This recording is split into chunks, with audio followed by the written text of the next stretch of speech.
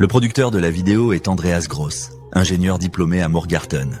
Nous en avons assez de la pollution électromagnétique croissante. La pollution électromagnétique met en danger notre santé mentale et physique. Notre bureau d'études détecte dans les demandes de construction d'antennes relais les erreurs que personne d'autre ne voit. Cette série de vidéos 5G traite de manière très pratique des moyens dont tu disposes pour te défendre. La 5G semble être synonyme de progrès. Mais les contrôles a posteriori ne sont qu'une façade. Sur le papier, tout paraît détaillé et calculé avec précision. En réalité, les chiffres sont manipulés.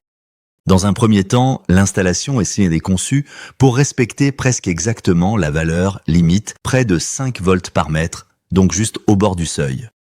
Vient ensuite le contrôle a posteriori. Il montre que la valeur limite est assez dépassée chez certains voisins.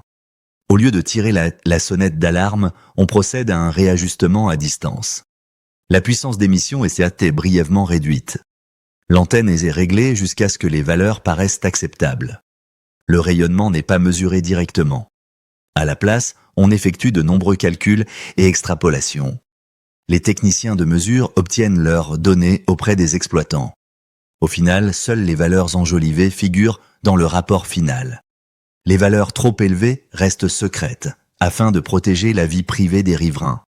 En Suisse, il n'existe pas de contrôles indépendants et inopinés. Il est donc très tentant de réduire la puissance de l'antenne avant la mesure, puis de l'augmenter de nouveau par la suite, à distance. Sur le papier, tout est en ordre pour les personnes sur place. Un système basé sur des prévisions théoriques, on construit d'abord, puis on réajuste et on enjolive les chiffres. Si vous voulez savoir comment cela se passe concrètement en Suisse et voir des preuves détaillées, consultez l'article complet. Les contrôles a posteriori de la 5G sont une pure comédie sur notre site www.standortdatenblatt.ch. Si vous ne souhaitez pas accepter aveuglément les demandes de permis de construire pour des antennes de téléphonie mobile, nous vous aidons en vous fournissant des analyses factuelles sur la technologie radio. Visitez notre site web standortdatenblatt.ch et demandez une offre sans engagement par email. Nous ne parlons certes pas français, mais grâce à une coopération avec un spécialiste de Suisse romande, nous sommes en mesure de vous offrir un service de qualité.